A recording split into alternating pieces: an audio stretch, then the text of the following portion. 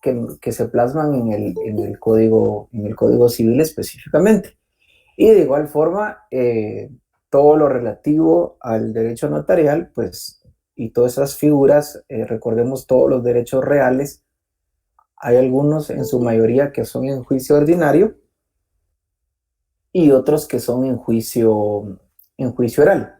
Y el tema mercantil, recordemos, por excelencia tiene señalada una vía sumaria, salvo que si no lo tiene contemplado, pues entonces deba de perseguirse, deba de dilucidarse específicamente en un tema de juicio ordinario, todo aquello que no tenga señalado una vía específicamente. Entonces, la copropiedad, pues entendemos, lamentablemente tenemos una cultura latinoamericana, y Guatemala no es la excepción, de que la mayoría de personas va adquiriendo bienes inmuebles o activos, y normalmente si algo los seres humanos le tememos es a la muerte, entonces no solemos supeditar nuestras disposiciones de última voluntad en un testamento, y la mayoría de personas pues mueren intestadas, es decir, no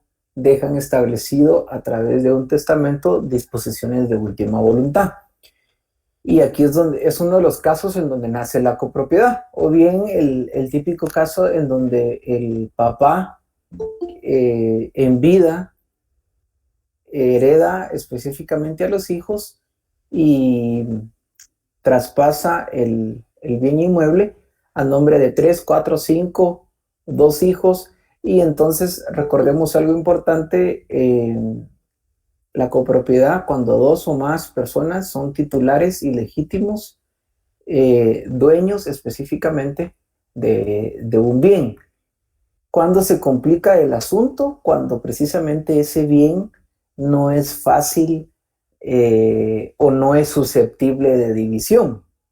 Y entonces el legislador en su momento hizo una prevención específica de decir, bueno, si en dado caso algún bien se somete a un régimen de copropiedad y las partes no se ponen de acuerdo, entonces pues tendrá que judicializarse, ya que no existe voluntad de los mismos para poderse poner de acuerdo.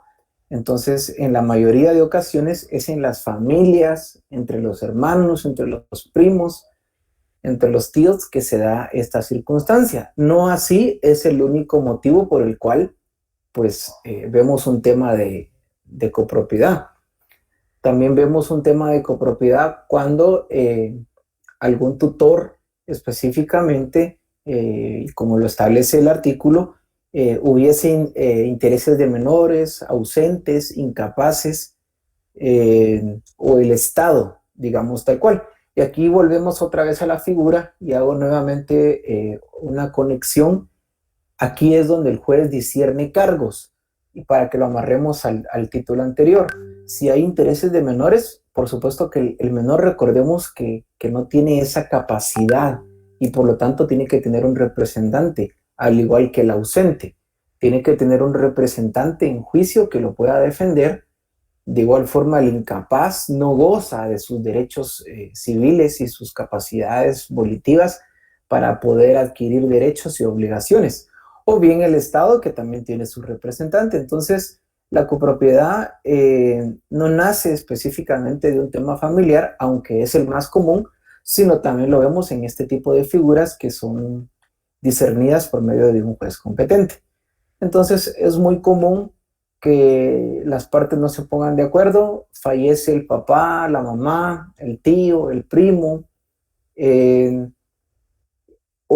hay que disponer de algún bien del menor, y entonces no hay un consenso específicamente dentro de las partes, y entonces tenemos que interponer un juicio oral de división de la cosa común, en donde ya interviene un juez, planteamos una de las partes o las partes interesadas plantean una demanda en contra de otra de las partes que no está de acuerdo, que pueden ser 2 o más específicamente, que son titulares del mismo derecho, y por lo tanto entonces encontramos una colisión en cuanto a la decisión.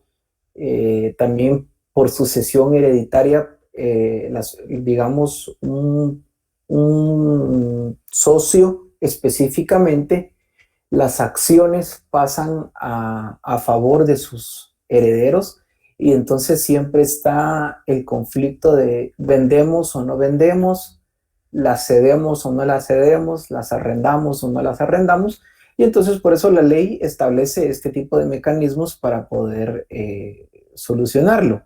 Entonces esto es, así como la pensión alimenticia es por excelencia el caso más común de un juicio oral, de igual forma la división de la cosa común es de los expedientes que más están dentro de los juzgados de primera instancia, porque hay hermanos que no quieren vender lo que tanto le costó a su papá, a su tío, a su abuelito, y hay hermanos que definitivamente sí quieren vender porque tienen cierta necesidad económica producto de esa venta. Entonces, digamos, esto es lo importante. Si fuera fácil la división, ni siquiera existiría esta controversia. Entonces, aquí es donde siempre es importante que tengamos en cuenta que por una disposición del organismo judicial, todos los jueces están llamados a previo de iniciar un proceso, de establecer un mecanismo, digamos, de antelación de conciliación para que las partes puedan de alguna forma desjudicializar el asunto. Y si no, pues definitivamente pues ya se prosigue con el emplazamiento y ya llevamos todas las etapas del proceso. Entonces, puede ser un bien, puede ser una masa hereditaria compuesta por varios bienes, pueden ser también bienes inmuebles, específicamente porque supongamos que una persona hereda 500 tractores, entonces fácil fuera poderlos dividir.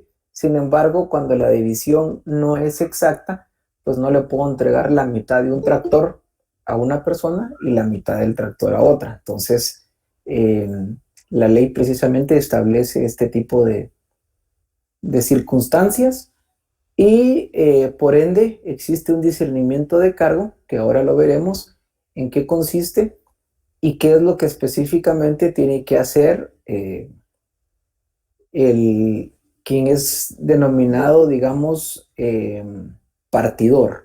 Vamos entonces a leer el artículo 220 y le voy a pedir apoyo a Arnoldo Chup. Si me puedes ayudar, por favor, a leer el artículo 220.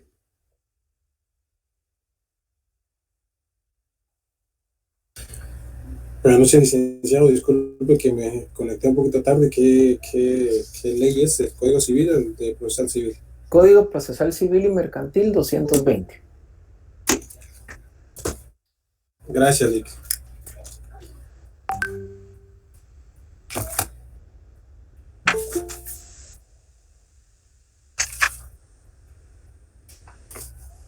Artículo 220. Nombramiento del partidor. El partidor deberá ser notario. En la fase conciliatoria, el juez procurará avenir a las partes sobre el nombramiento del repartidor, del partidor, perdón. Y si no hubiere acuerdo, él hará la designación. Asimismo, procurará que los interesados determinen las bases de la partición. Previa aceptación y discernimiento del cargo al partidor nombrado, el juez le fijará término para que presente su proyecto de partición o manifieste al tribunal la imposibilidad de llevarlo a cabo. Previamente a formular el proyecto de partición, el partidor podrá pedir previamente a las partes interesadas las instrucciones y aclaraciones que juzgue oportunas. Si no se estuvieren, ocurrirá al juez que convoque una audiencia a fin de que en ella se fijen los puntos que crea indispensables. Muy bien, muchas gracias, Arnoldo. Bueno, pues entonces aquí tenemos un tanto más claro la figura específicamente. Un partidor dentro de un juicio oral de división de la cosa común no puede ser nadie más que no sea un notario, específicamente, y ya lo veremos a continuación el por qué. En la fase conciliatoria, dice, es decir, aquí podemos reafirmar que siempre en todos los procesos laborales, en los temas penales que sean de instancia particular, los temas civiles y de otra materia, siempre los jueces deben de avenir a las partes con fórmulas ecuánimes para que puedan resolver su conflicto y que no entren a ese desgaste de llevar a cabo un proceso. Sin embargo, si las partes no estuviesen de acuerdo, bueno, pues entonces empieza el proceso. Le otorga a las partes la facultad de que puedan nombrar a un notario. Es decir, nosotros conocíamos al notario de mi papá, quien lamentablemente falleció, y queremos que sea el notario tal, ¿sí? Si no hay acuerdo ni siquiera en un notario, pues entonces el juez lo va a nombrar. Y dice que procurará que los interesados determinen las bases de la partición. Es decir, tenemos una finca ubicada específicamente en Chiquimula o en Santa Rosa, en donde uno de los hermanos dice: yo quiero la parte que colinda específicamente con el río, y yo quiero la otra parte. Entonces, bueno, si hay ese tipo de bases, pues entonces serán trasladadas al notario partidor, quien tendrá que hacer un proyecto de partición, es decir, los escuchará, porque a pesar de que uno está de acuerdo y otro no está de acuerdo en dividir la cosa común, pues sí escucharlos de que yo quiero esto, yo quiero lo otro, a manera de presentar el proyecto al juez, y es el juez quien tomará esa decisión específicamente. Por supuesto que un notario puede negarse, recordemos que tiene toda la facultad, si bien es cierto, es un juez quien lo está nombrando. En este caso puede ser un notario quien establezca y diga: no, me niego, por tener conflicto de intereses, por tener cierta afinidad con alguna de las partes, y entonces no será objetivo mi cargo, porque recordemos, y se los reitero para quienes no pudieron participar, este es otro cargo que precisamente está supeditado a rendición de cuentas, y existen responsabilidades civiles y penales del buen desempeño o mal desempeño que haga el notario de este discernimiento como notario partidor. Entonces, no necesariamente está obligado a aceptarlo, puede en este caso negarse. Sin embargo, bajo el supuesto de que sí lo acepte, pues entonces platica con las partes precisamente involucradas. Como repito, a veces son solamente dos partes, a veces son bastantes partes involucradas, para que reciba ciertas aclaraciones. Es decir, normalmente siempre hay un bien que tiene colindancias, pensemos en una finca o en una casa, digamos, de cierta habitabilidad, en donde obviamente da a la carretera, y otra que está específicamente que da hacia un río. Siempre habrán partes privilegiadas por naturaleza, habrán partes o casas privilegiadas por plusvalía, por la zona en la que se encuentren.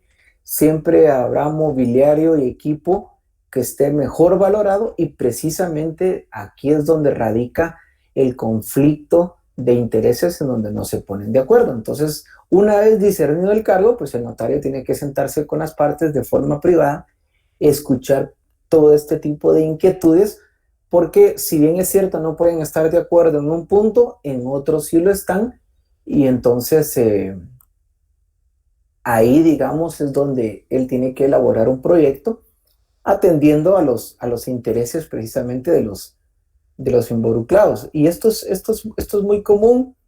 La mayoría de padres o madres no suele hacer un testamento, sino siempre en vida establece y lo buscan a uno como notario específicamente. Y bueno, yo le quiero pasar estas acciones o este bien lo quiero poner a nombre de mis hijos. Entonces, recordemos que los intereses siempre van a ser diversos. Hay quienes quieren conservar algo y hay quienes quieren venderlo. Y eso es parte, digamos, del libre albedrío que tiene cada una de las partes y por eso nace este proceso. Entonces, vamos a leer el artículo siguiente, el artículo 221, y le voy a pedir favor a Eric Armando Cepeda, si me puedes apoyar con leer ese artículo 221. Con gusto. Artículo 221, discusión del proyecto. Presentado el proyecto de partición, el juez lo hará saber a las partes y las convocará a una audiencia para que hagan las observaciones y rindan las pruebas que estimen convenientes.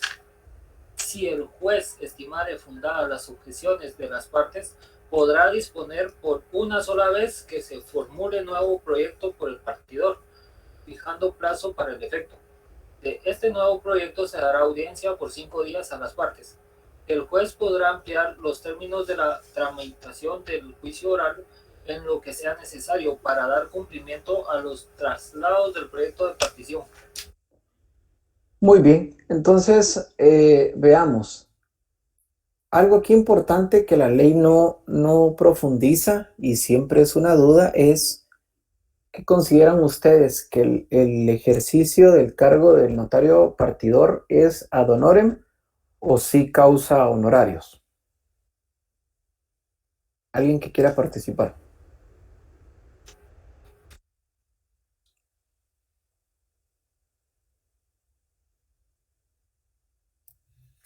Se me ocurre pensar ¿Sí causaría honorario? se me ocurre pensar que sí se necesita ser remunerados.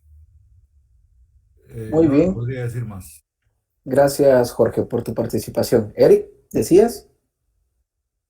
Que si causa honorarios, bueno, según recuerdo, hay una ley al respecto, pero o un decreto, lo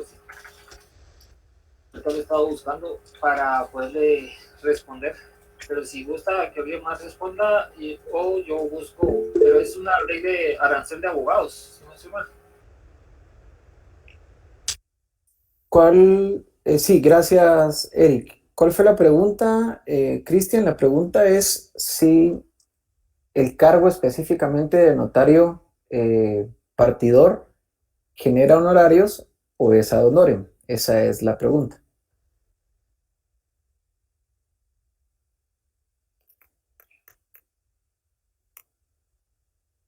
¿Alguien más que quiera participar? Bueno, entonces veamos. Por supuesto que sí genera honorarios. Es decir, imagínense ustedes que haya un nombramiento sobre un notario en un tema específicamente que no es de su incumbencia y que por lo tanto tiene que destinar tiempo y esfuerzo. Por supuesto que hay honorarios. Ahora bien, los honorarios pueden pactarse libremente y las partes así lo puedan decidir. Recordemos algo importante: las partes pueden estar de acuerdo con que sea un notario específico y el notario dice, bueno, yo por esta circunstancia yo cobro 20,000 quetzales. ¿Lo aceptan? Sí, perfecto. Entonces ya hay una aceptación por las partes de cubrir los honorarios de este notario. Si las partes no estuviesen de acuerdo en el notario, inclusive, porque a veces son primos contra tíos, tíos contra abuelos, o hermanos, o sea, hermanos consanguíneos de papá y mamá, con medios hermanos, solo por padre o por madre, entonces ni siquiera se pueden poner de acuerdo del notario. Entonces, al momento del discernimiento del cargo, se establece cuáles serán los honorarios, porque recordemos que el notario se le discierne un cargo y tiene un plazo específico para presentar un proyecto. Dentro del proyecto, si son bienes inmuebles, tendrá que presentar planos específicamente, porque si yo quiero, si como notario pretendo dividir algo que de momento es indivisible, pues entonces recordemos que todo terreno o toda habitación o edificación, porque ya está construida, o una acción tiene que tener un valor, una maquinaria tiene que tener un valor, y si es un terreno o es un bien, tiene que existir un avalúo y tiene que existir un plano, a manera de yo poder establecerle al juez que mide 300 metros cuadrados, correspondiéndole 100 metros a cada hermano, y que cada digamos, tercio tiene un costo o un valor comercial de 100,000 quetzales, sumando 300,000. Es decir, sí causan horarios. Y a falta de que se puedan poner de acuerdo con esto, pues como decía Eric, existe específicamente un arancel que establece porcentajes sobre el valor total de los bienes, y a falta de que pueda ser pactado libremente, específicamente los honorarios, pues entonces se tiene que seguir la ley de arancel. Adelante, Eric. Sí, encontré, sería en el código notariado, sería el artículo 106, donde se puede pactar libremente, igual al artículo 2027 del Código Civil. Y en este mismo título donde están ambos artículos, en ambos códigos, aparecen los montos de aranceles y honorarios en los que pueden cobrar los notarios. Gracias, Eric, entonces por tu aporte, para que podamos, al margen de este artículo, hacer los apuntes correspondientes de cuál es el fundamento que establece que el notario puede cobrar honorarios. Ahora bien, no en todos los cargos puede cobrarse honorarios. Hay algunos que sí y hay algunos que no. Hay algunos que la ley es expresa y hay algunos que precisamente por su naturaleza no se cobra. O bien, a falta de claridad, pues siempre uno de los ejemplos es el mandato, en donde en una cláusula se establece que yo le otorgo un mandato a Jorge Oliva Ordóñez, el cual será ejercitado de forma gratuita o ad honorem.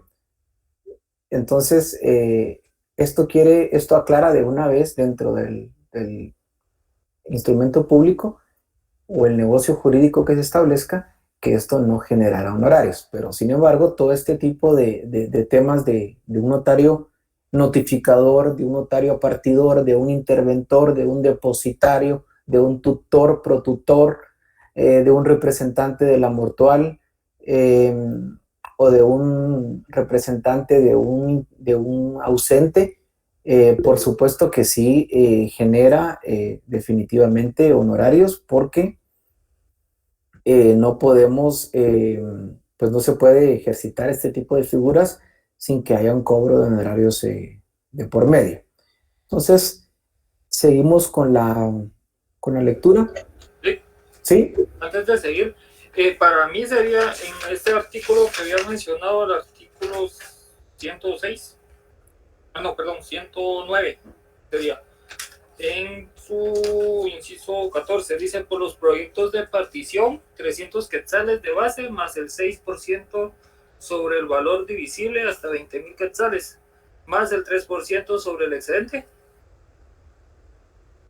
Sí, es correcto, así es. Hay casos que específicamente tienen señalado ya un honorario.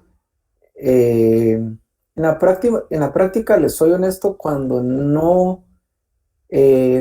las partes fácilmente pueden ponerse de acuerdo, los honorarios sí sobrepasan este tipo de porcentajes. Ahora bien, cuando las partes no se ponen de acuerdo, pues ahí están las bases, específicamente una base específica, un porcentaje adicional, y así es como se va tasando los honorarios que va a devengar el notario. Entonces, si me puede apoyar María José Bautista con la lectura del artículo siguiente, por favor. Aprobación judicial, artículo 222. Con mucho gusto. Artículo 222. Aprobación judicial. Pasados los términos a que se refiere el artículo anterior, si no hubiere oposición de parte, el juez aprobará la partición en auto razonado y mandará a protocolarla por el propio partidor. Si hubiere oposición, el juez dictará sentencia declarando según los casos la aprobación del proyecto, su modificación con determinación concreta de los puntos que sean objeto de la misma, o bien la procedencia de la venta de la cosa en pública subasta.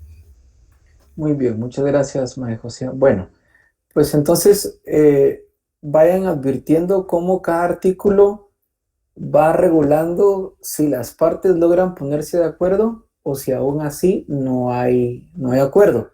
Entonces, el notario, el cargo que recae es presentar un proyecto, mismo que está susceptible de aprobación judicial si llena todos los requisitos establecidos en la ley y específicamente en estos artículos, y entonces el juez dictará sentencia. Ahora bien, algo importantísimo es que precisamente este proyecto, una vez aprobado a través de una resolución, a través de esta sentencia, la certificación de esta sentencia tiene que ser protocolizada o protocolada. Entonces, sé que el grupo está compuesto, ustedes hay algunos que ya llevaron derecho notarial, hay algunos que apenas están empezando con derecho notarial 1 o todavía no lo han recibido. Sin embargo, la formalidad específicamente de la protocolización o protocolación es incorporar cierto documento por mandato de ley o por disposición de las partes al protocolo del notario para que a través del mismo sea insertado y pueda expedirse o compulsarse un testimonio, el cual la mayoría de ocasiones tiene efectos registrales, porque si no, no tendría sentido. Entonces, en este caso, una vez el proyecto está aprobado y existe una resolución, el notario tiene que protocolizar y de igual forma hay actos o contratos que tengan que protocolizarse por mandato de ley. Uno de ellos son los documentos provenientes del extranjero, el acta notarial donde se celebra un matrimonio, la resolución judicial del proyecto de aprobación de la división de la cosa común de un juicio oral, y así sucesivamente hay documentos que se pueden protocolizar por mandato de ley y hay documentos que pueden protocolizarse por simple disposición de las partes. Es decir, notario, nosotros celebramos un documento privado, sin embargo, queremos que sea protocolizado y que extienda un testimonio, porque entonces ya existe intervención notarial, fe pública, dentro del protocolo del notario, y pues compulsa un primero, segundo y tercer testimonio, así sean las partes interesadas. Entonces, ¿por qué tenemos que protocolizarlo? Porque una vez aprobada la división, que entendamos que lo que era indivisible ahora ya se dividió, pues entonces ya podemos insertarlo al protocolo. En el protocolo se suele trasladar de forma textual toda la resolución, y eso obviamente se compulsa un testimonio. El testimonio, recordemos que es la copia fiel de la escritura matriz y que tiene efectos registrales, porque si estamos hablando de algún bien ya edificado o de algún terreno no edificado, estos testimonios irán al registro de la propiedad. Y entonces aquí lo que estamos haciendo es particionando y desmembrando, a manera de que ese bien que tenía 25 manzanas, 25 caballerías, 25 metros, pues entonces ahora ya fue divisible, y por ende, entonces la primera partición es a nombre del hermano A, la segunda del hermano B y la tercera del hermano C, creando una nueva finca, folio y libro. Y entonces resuelto el asunto, es decir, cada quien ya será legítimo propietario del bien que no se pudieron poner de acuerdo y que entonces fue particionado. Eso si las partes o el juez toma la decisión de que el bien sea dividido y adjudicado específicamente en forma proporcional e igual a, a las partes que precisamente sometieron la controversia a este tipo de juicio. Sin embargo, también puede existir el interés de que el bien sea vendido, porque las partes lo que quieren es el dinero y no el bien. Y aquí vamos entonces específicamente a los siguientes artículos. Entonces, pido que por favor me apoye alguien con la lectura del artículo 223.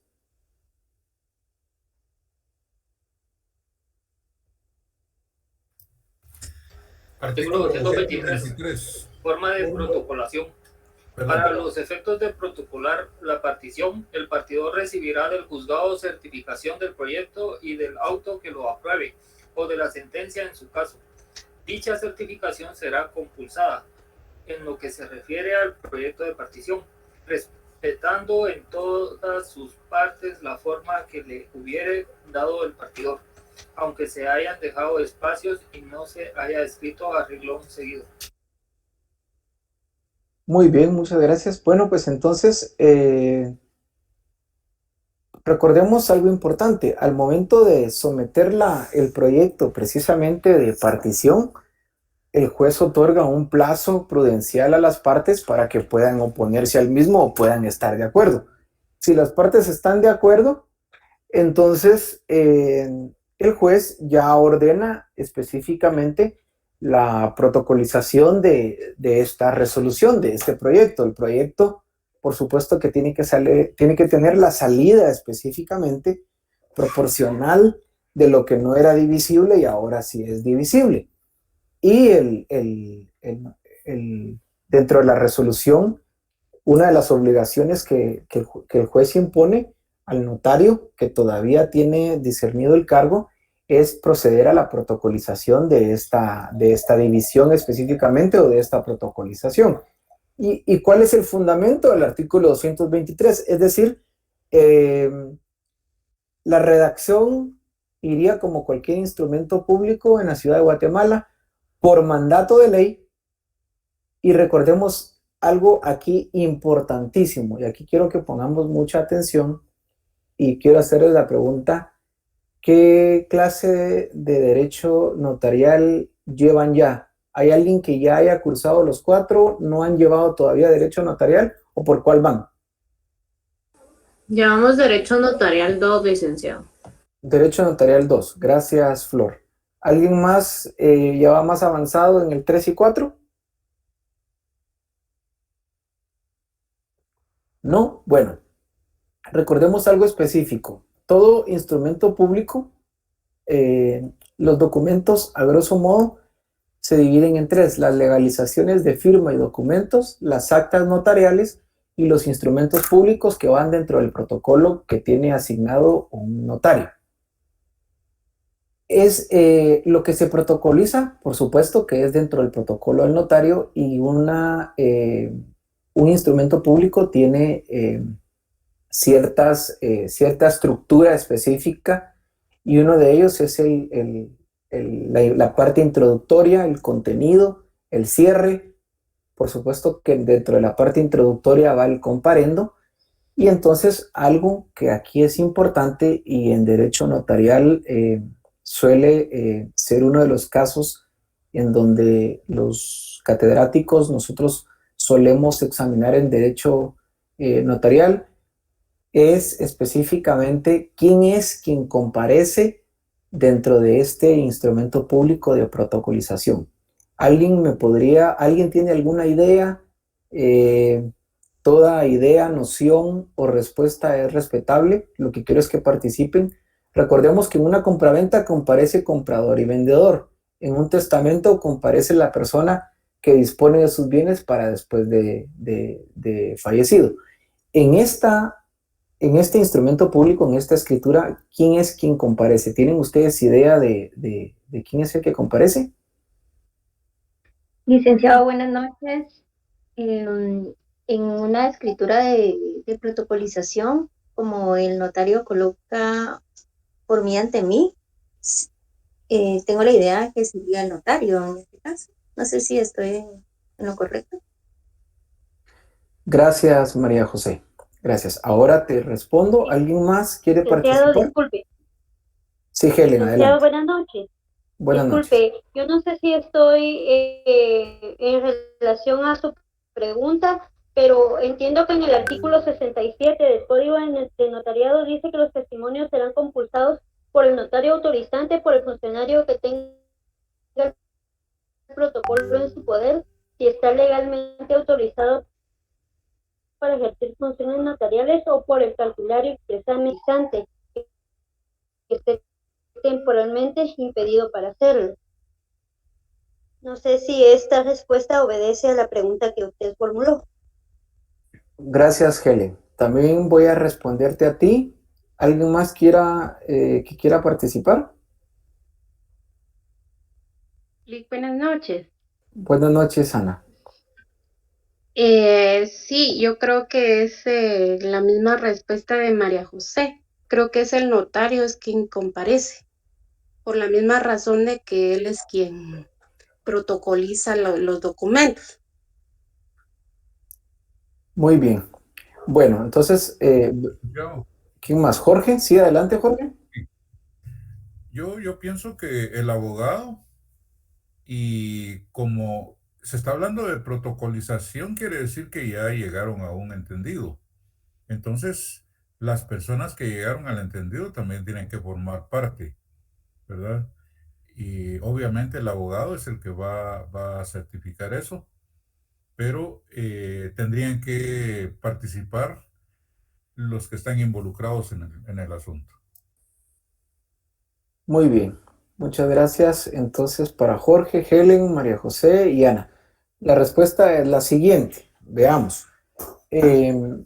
No pueden comparecer las partes porque recordemos que estamos en un supuesto en donde no comparecieron voluntariamente ante un notario, sino que precisamente por tener una litis judicializaron el tema y tuvo que ser un juez quien mediante un notario partidor, mediante la propuesta de un proyecto, tuvo que haberle encontrado salida a esta solución.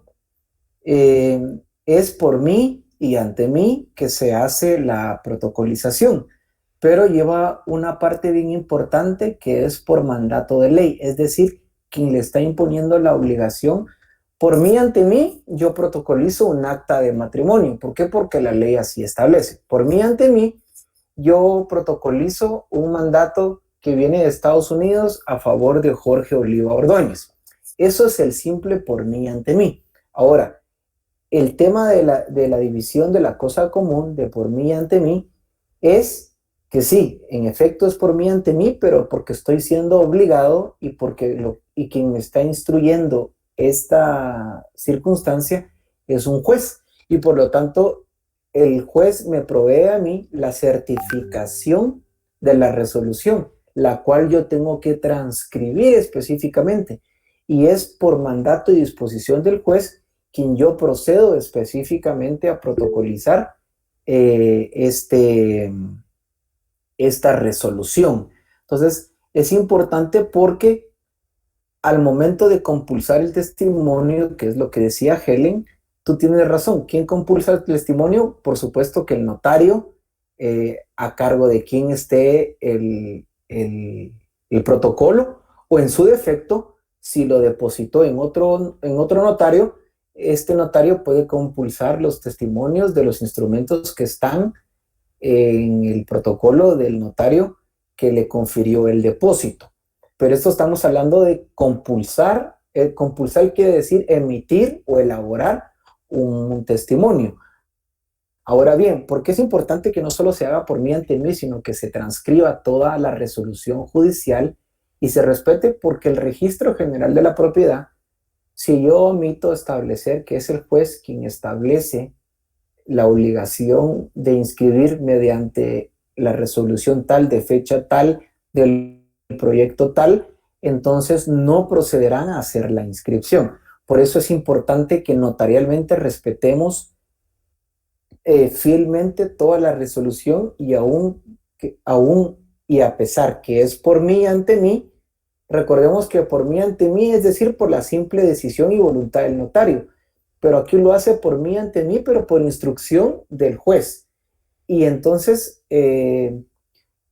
procedo como notario a protocolizar el documento porque el juez de primera instancia del ramo civil del municipio y departamento de Chiquimula, mediante resolución de fecha tal, y entonces ahí es donde entonces el registro de la propiedad se percata, porque si no entonces cualquier notario, y aquí te aprovecho Jorge, siempre tenemos que ser técnicos, aquí no hablamos de abogado, aquí hablamos de notario, cuando estamos hablando de un protocolo.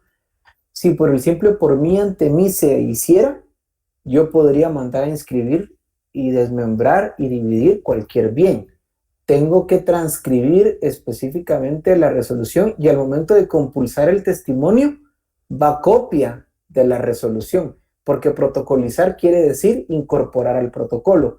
Es decir, va una hoja de protocolo, inserto la resolución y va la siguiente hoja de protocolo y lo tengo que foliar. Entonces la hoja de protocolo es la número 10, la resolución es la número 11 y después viene la hoja número 12 y tengo que sacarle precisamente una copia fiel específicamente en donde el registrador, el operador tiene a la vista y por ende entonces procede a hacer el registro respectivo.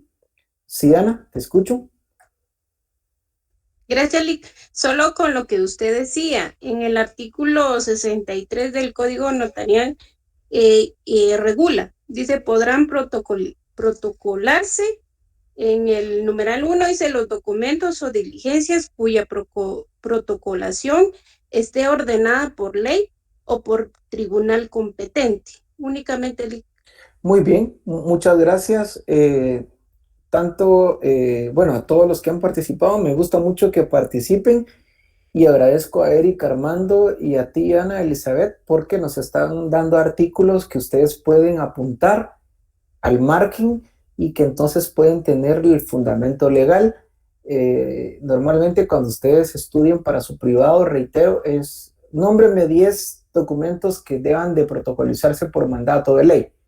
Y los numeramos. Nómbreme 10 documentos que por voluntad de las partes pueden protocolizarse. Entonces, este es un claro ejemplo del artículo que tú estableces en donde por mandato de un juez o un tribunal deba de protocolizarse. Porque si yo no incluyo copia fiel de esta resolución, ojo con esto, la certificación original queda en mi protocolo. Lo que yo hago es un testimonio. El testimonio es la reproducción fiel de la escritura matriz. Por esa una razón yo coloco que las 10 hojas que anteceden son auténticas por haber sido reproducidas en mi presencia, las cuales consisten en, y yo hago una breve relación. Eso se llama la razón del testimonio, que junto con las fotocopias y la razón se componen de un testimonio, lo cual yo mando a inscribir específicamente al registro de la propiedad. Si se tratara específicamente de bienes inmuebles que por mandato de ley son formalistas y requieren que vayan dentro de un protocolo. Vamos a darle lectura al artículo siguiente cuando las partes inclusive no están de acuerdo en lo que el juez establece en cuanto a la partición. Artículo 224. María José Morales, si tú me puedes apoyar a leer el artículo. Con gusto, licenciado. Artículo 224. Subasta pública. Si el juez ordenare la venta de la cosa en pública subasta, señalará de una vez día y hora para el efecto, observándose los trámites del procedimiento ejecutivo en lo que fueren aplicables a los efectos del remate.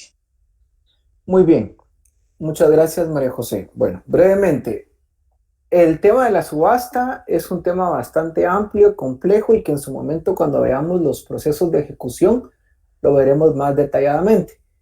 Pero entonces, si vemos que el bien no es fácilmente divisible porque le va a quedar más a uno porque yo puedo decir que son 300 metros y fácilmente, si son dos personas, yo lo particiono en 150 y en 150. Pero si esto no fuera así fácil, entonces lo que yo tengo que hacer es subastarlo para que producto de la subasta hayan postores, se adjudique el bien, se pague y precisamente existan ya recursos específicamente monetarios y que puedan ser entregados a las personas que sometieron este litigio. Entonces, la pública subasta tienen que hacerse anuncios y publicaciones en un diario de mayor circulación y en el diario oficial. Tienen que haber postores, por supuesto que hay base, hay puja, alguien puja más, a él es adjudicado, y entonces aquí sí, lo que decía Cristian en su momento, Cristian Santizo, acá sí, en pública subasta, yo me entero y leo el diario La Hora y veo que están subastando específicamente una casa en carretera El Salvador, la cual es de 500 metros cuadrados con un precio inicial base de 500,000 quetzales. Entonces yo acudo a la pública subasta y yo como oferente pues voy pujando y yo gano y a mí se me adjudica. Entonces, misma situación, al momento de hacer la protocolización, porque entonces yo fui el ganador de la subasta, acá sí, por ejemplo, que Cristian Santizo haya ganado la subasta, él sí va a comparecer en el instrumento público, porque él es el comprador de ese bien. Entonces, se va a protocolizar por mandato de ley, pero porque se hizo en pública subasta, el bien entonces va a pasar a formar parte y se hace el tema traslativo de dominio a favor de Cristian Santizo y por ende se le expedirá o se le compulsará un testimonio a favor de Cristian Santizo, quien lo presentará en el registro de la propiedad y esa propiedad entonces pasará a su nombre y él tendrá que desembolsar una cantidad en donde se entregará ante el juzgado y ahora sí, entonces el bien que tenía ciertos metros, que era indivisible, ahora monetariamente si se pagó 1,000,000, entonces sí ya se podrá pagar 500,000 a un hermano y 500,000 a otro, o 500,000 a un socio y 500,000 a otro y así sucesivamente. Es decir, lo que sea divisible se podrá particionar en inscribir y lo que no, en pública subasta, entonces se vende y si se adjudica. Y aquí por supuesto que sí tiene que comparecer específicamente el comprador. Aquí hablamos específicamente del comprador. Cristian dice, en el producto de la subasta podría ser mayor o menor al precio del cual realmente sería el precio del bien. Bueno, como precisamente el artículo establece las reglas de cómo es la subasta, y precisamente la subasta dentro de un juicio ejecutivo se empieza por el valor que precisamente el notario proponga dentro de su proyecto. Y si hecha las publicaciones no aparece ningún oferente o algún interesado, la propia ley establece los porcentajes de cómo se va bajando el precio hasta un punto en donde ya se fija un valor mínimo y ya por ese precio es que se pueda subastar. Pero siempre va a haber un precio inicial y si no hay interesados se hacen segundas, terceras publicaciones y así se va bajando y degradando el porcentaje del precio del bien. Y de igual forma, ya ha llegado a un precio específicamente, pues entonces ya procede el notario a protocolizarlo y compulsar un testimonio a favor del comprador y mandarlo a registrar. Entonces, ¿hay alguna duda específicamente con esta figura?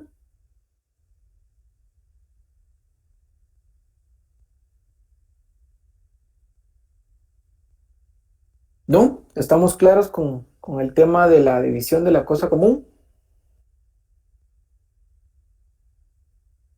Todo bien, perfecto. Bueno, Entonces, licenciado, muchas gracias.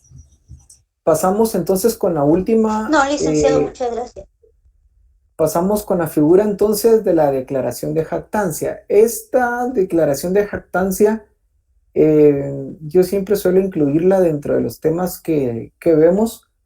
No es muy usual, les soy bastante honesto, porque es un tema más, a veces es un tema más viable que se resuelva por la vía penal,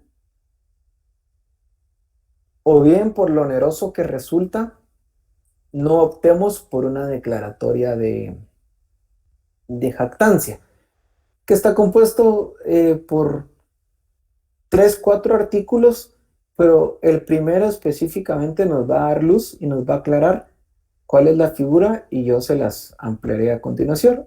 Entonces le pido por favor a Flor, si tú puedes leerme el artículo inicial de la declaratoria de jactancia, 225. Sí, licenciado. Artículo 225, procedencia de la declaración.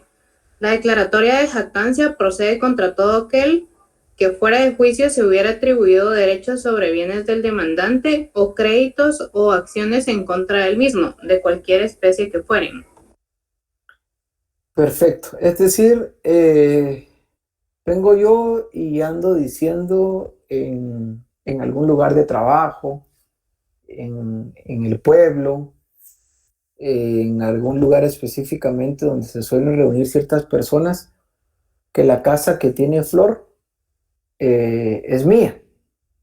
Sin embargo, ella la está usurpando y yo desde hace mucho tiempo le he pedido que la desaloje y no la desaloje, y que yo ya estoy cansado porque el legítimo propietario soy yo y Flor no hay forma de que salga de esa, específicamente de ese bien. Entonces, o bien algún crédito. Entonces yo puedo establecer de igual forma dentro de un conglomerado. Les cuento que Ana Elizabeth Batz me debe 100,000 quetzales y no hay forma que me pague, y de verdad que resultó ser una mala paga, como coloquialmente se denomina en este tipo de créditos o mutuos. O bien yo puedo estar diciendo las acciones de la sociedad tal son mías y resulta que Patricia Lisette anda diciendo que son de ella, pero eso es mentira. Entonces, es decir, toda aquella persona que se esté atribuyendo un derecho frente a cierto conglomerado y anda manifestando que la situación es de cierta forma negativa o en su perjuicio, entonces el afectado, y aquí por eso establezco que normalmente yo sugiero que este tipo de temas no lo diluciden dentro de un juicio oral, sino que lo hagan dentro de un proceso digamos, este es un derecho, esto es de naturaleza, una acción privada. Recordemos, en derecho procesal penal, la acción se divide en acción pública, acción privada dependiente de instancia particular y la acción totalmente privada. Y dependiendo de eso se presenta una denuncia o una querella. Y existen los delitos de difamación, de injuria y de calumnia. De esta cuenta que resulta más viable que si una persona se está atribuyendo un derecho que no le corresponde, pues entonces me está difamando, porque está diciendo que yo soy deudor, que yo no soy propietario, que yo no soy socio, y entonces yo sugiero que se haga en la vía penal. Sin embargo, el legislador contempló que puede hacerse en la vía civil por la declaratoria de jactancia, que no es nada más que plantear ante un juez y decirle: señor juez, honorable juzgador, yo soy legítimo propietario de este bien inmueble o inmueble, sin embargo, cierta persona se está adjudicando indebidamente este derecho, por lo que solicito se le emplace para que entonces él específicamente me demande a mí. Es decir, el juez lo tiene que intimar para que precisamente establezca la veracidad o no de los hechos que se está fundando la demanda. Y si no lo hace, o sea, es decir, si no se jacta específicamente de lo que el actor está planteando, entonces aquí se establecerán responsabilidades civiles y penales por estar hablando específicamente de un tema que no le corresponde. Quiero que leamos el artículo 227 para que podamos tener más claro la figura. Si me puede ayudar Helen Soto, ¿me puedes ayudar por favor a leer el artículo 227? Estimado licenciado, fíjese que no cuento con la ley a la mano. Tengo la mayoría de leyes, pero... Muy bien, no te preocupes. Ahorita. Está bien. ¿Alguien más que me pueda ayudar con la lectura de ese artículo? 227. Artículo 227.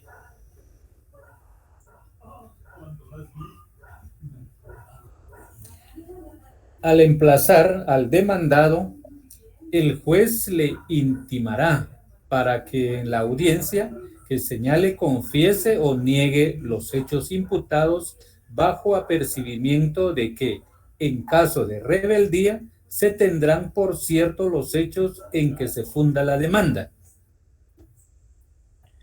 Muy bien, entonces, claramente el emplazamiento, recordemos que es la fijación de un término o de un plazo que un órgano jurisdiccional, un juez competente, establece a un sujeto procesal para que dentro del mismo pueda asumir una postura y se pronuncie respecto de lo que la otra parte está afirmando en su contra.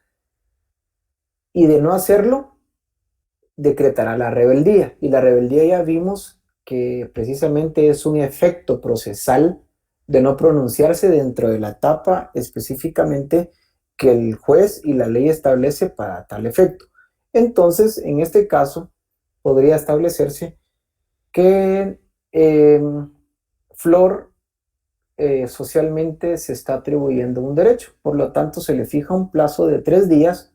Recordemos que 3 días es el emplazamiento en el juicio oral, salvo en el término de la distancia que podrá ampliarse, pero inicialmente 3 días, para que confiese o niegue los hechos que está imputando y afirmando precisamente la parte actora, que es quien entabló específicamente un juicio oral de declaratoria de jactancia, y que de no hacerlo se tendrán por cierto los hechos en que se funda la demanda.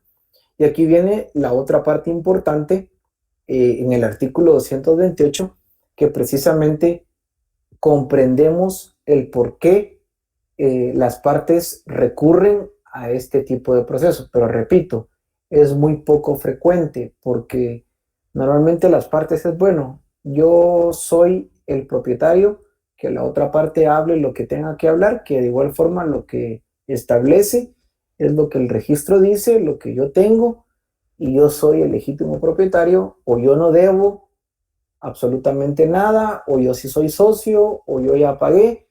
Sin embargo, pues esto no obsta de que alguien pueda incoar o presentar este tipo de acciones ante un órgano jurisdiccional. Entonces vamos a leer el artículo 228. Patricia Lisset, si tú me puedes apoyar con darle lectura a este artículo. Buenas noches, licenciado, claro, con gusto. Artículo 228. Contenido de la sentencia. En caso de rebeldía o de que el demandado confesara los hechos, el juez dictará sentencia declarando la jactancia y señalando al jactancioso el término de 15 días para que interponga su demanda, bajo apercibimiento de tenerse por caducado su derecho. Si se hubiese negado la demanda, el juez, con base con las pruebas producidas, dictará sentencia, la cual declarará si se produjeron o no por el demandado las excepciones que la demanda le hubiese atribuido. En caso afirmativo, procederá conforme a lo dispuesto en el párrafo anterior. Transcurrido el término fijado en la sentencia, sin que el demandado hubiese justificado haber interpuesto la demanda, el juez a solicitud de parte, dictará caducado el derecho y mandará a expedir certificación al actor. Muy bien, muchas gracias. Entonces, gracias, Lisette. Aquí lo que tenemos que entender es decir, yo, Rodolfo, soy propietario. Sin embargo, Lisette se está atribuyendo socialmente un derecho que no le corresponde. Entonces, vengo yo y interpongo una acción para que un juez le diga a Patricia Lisette, bueno, niega, refuta, afirma lo que Rodolfo está diciendo, que tú estás diciendo socialmente. Y el efecto de la sentencia es que te fijo un plazo de 15 días para lo que tú estás diciendo socialmente, lo tengas que dirimir ante este juzgado y demandes a Rodolfo, porque estás diciendo socialmente que él te debe, que él no es propietario, que él no quiere desalojar el bien, que él no es socio, que él te prestó cierta cantidad de dinero y tú no le has pagado. Entonces, demándalo como la ley corresponde. Es decir, jáctate específicamente de lo que socialmente andas diciendo. Vencido el plazo y que entonces no presente su demanda, entonces declarará caducado el derecho de quien andaba socialmente pregonando o chismeando o diciendo algo en contra de esta persona y mandará a expedir certificación del actor. Por supuesto que si no se pronunciara, es decir, si no se jactara, si no demandara, puedo deducir un juicio ordinario de daños y perjuicios que sería sumamente eterno, pero que si me causó un agravio, no pensemos únicamente en la deuda dentro de un municipio o dentro de un pueblo de 50,000 o 30,000 quetzales, sino puede ser a nivel empresarial, en donde una cervecería nacional anda manifestando cierto derecho contra otra cervecería extranjera. Por lo tanto, entonces, se puede llevar una declaratoria de jactancia. Pensémoslo también no a nivel mínimo, sino a nivel macro. Sin embargo, repito, como cualquier empresa, yo no sometería a una jurisdicción tradicional este tipo de cosas porque reputacionalmente no me conviene ser visto y ser calificado como una empresa que está inmiscuida en este tipo de situaciones. Entonces, de esta cuenta, lo que se busca es, en pocas palabras o coloquialmente, es callarle la boca al chismoso que se está atribuyendo un derecho que no le corresponde y que cuando un juez le dio la oportunidad de precisamente demandarme porque supuestamente yo le debía o yo no era el propietario legítimo, pues entonces no solo pierde su derecho, que es la caducidad, la pérdida de un derecho por el transcurso de cierto plazo, sino que también mandará a expedir certificación al actor. Y aquí, específicamente, yo también tengo abierta la vía penal, no solo la civil, para poder presentar una querella por difamación, por calumnia o por injuria, porque el bien jurídico tutelado precisamente es mi reputación como tal, la cual se vio afectada. Y si yo ya vencí en juicio a una persona que no se pudo jactar, yo libremente puedo entonces presentar una querella y recordemos que una querella tiene un procedimiento totalmente distinto a una acción pública y ya se tramitará y se impondrá la pena señalada para este tipo de delito. Entonces, esto es la declaratoria de jactancia. Repito, dependiendo de qué tipo de derecho es el que se encuentre en juego, así es como es viable o es rentable, porque muchas veces los honorarios son superiores a el derecho que precisamente se está juzgando o que se está dilucidando.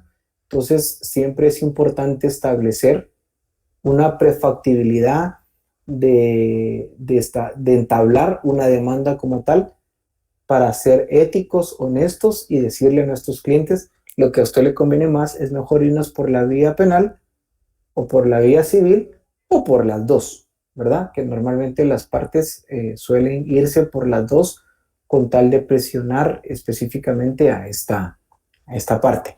Esto es la declaratoria de jactancia. No sé si tienen alguna duda específicamente de esta figura.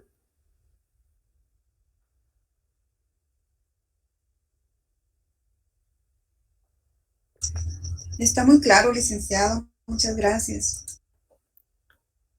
Muy bien. Entonces, el último numeral es el séptimo. Todo aquello que las partes dispongan someterlo a un juicio oral. Repito, para quienes se fueron incorporando, yo no suelo en los contratos supeditar alguna controversia a un juicio oral. No es, para mí no es la vía idónea por lo extenso que resulta ser.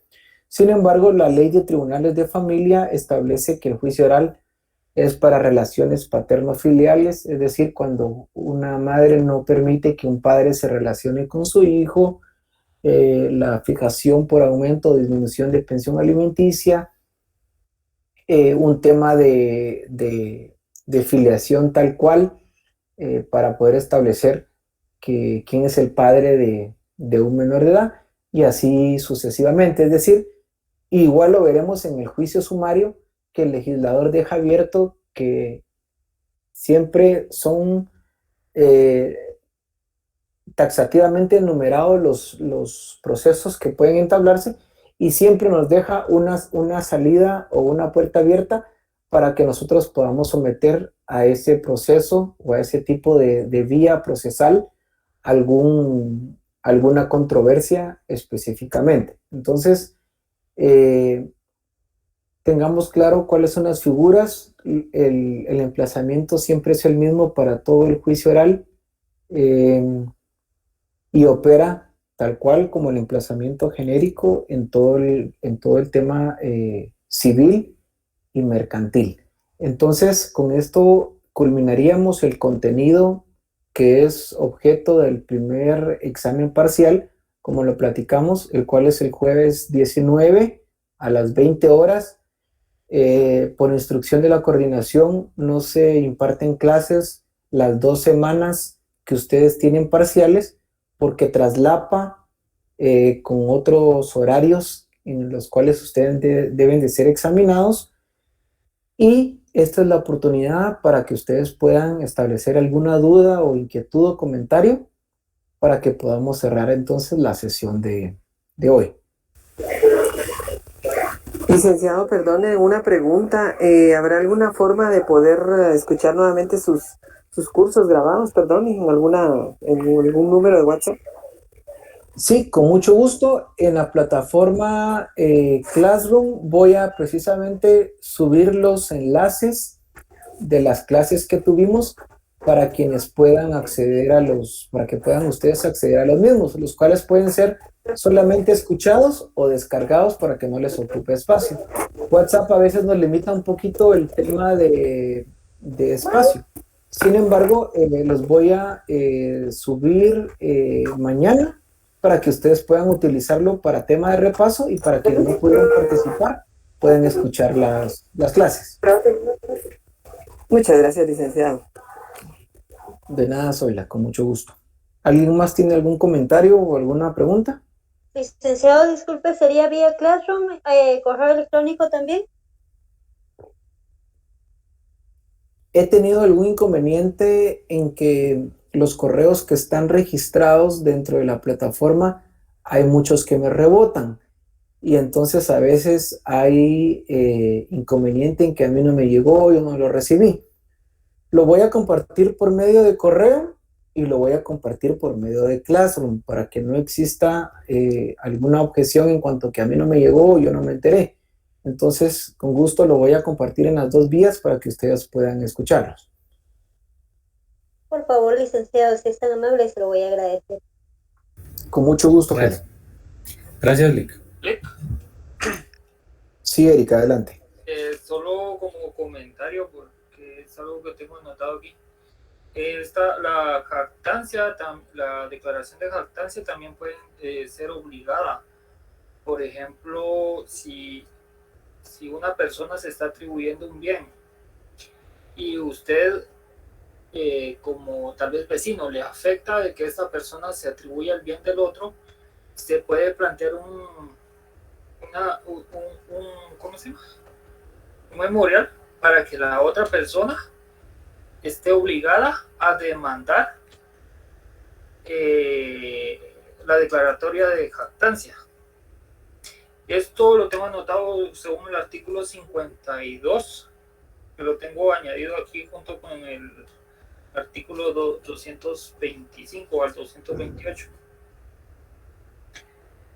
Esto serviría para que, si, por ejemplo, si una persona que, por ejemplo, ¿verdad? Yo tengo un vecino y tengo conocimiento de que tengo conocimiento que este vecino tiene otra persona que se está haciendo pasar por dueña de su casa, por ejemplo, y tal vez esta persona vino y se la arrendó a personas delincuentes, un ejemplo. Pero yo sé que el vecino es dueño de esa casa, entonces puedo venir y solicitar de que este vecino, dueño real de la casa, haga la declaración de jactancia para que de esa manera se le atribuya su derecho y que la otra persona que se estaba haciendo pasar por el dueño de su bien deje de estar realizándolo y que de esa forma también se pueda desocupar la habitación, por decirlo de esa manera. Un ejemplo, no me recuerdo con qué licenciado lo vi, pero lo tengo aquí anotado. Muy bien, muchas gracias, Eric, por aportar nuevamente una concordancia de artículo. Siempre tenemos que delimitar cómo vamos a encuadrar, digamos, la controversia específicamente.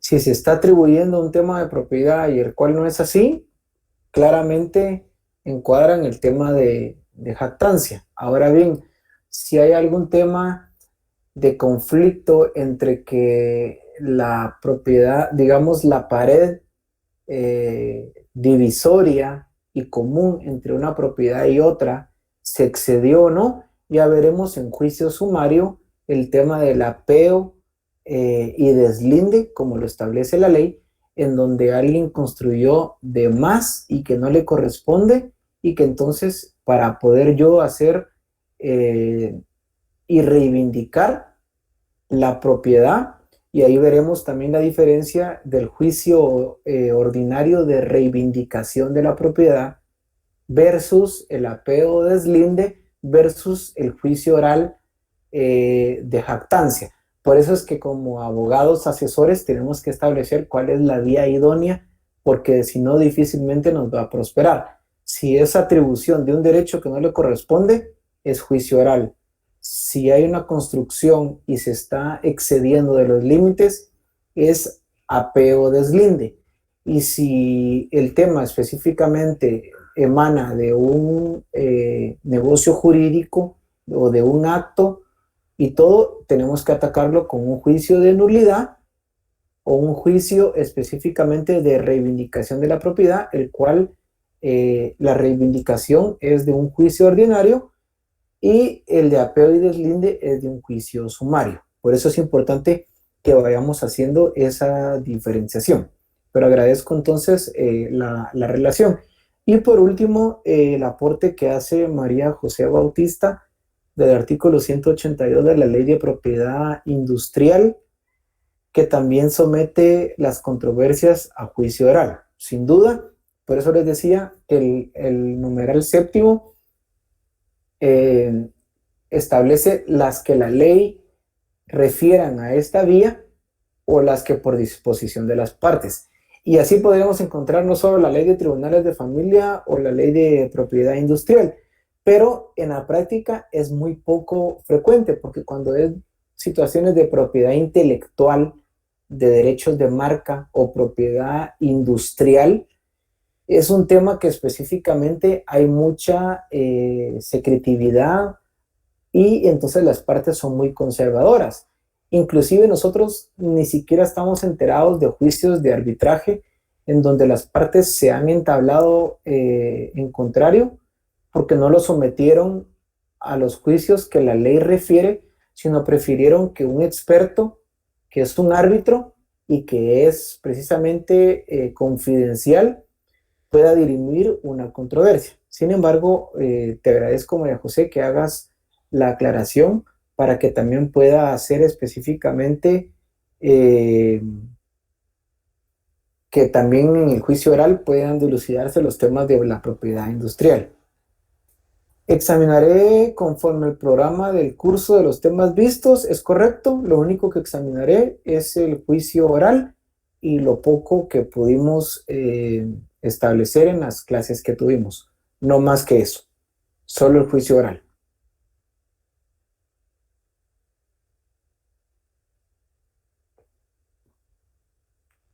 Muy bien, entonces no hay ninguna otra duda o alguna inquietud.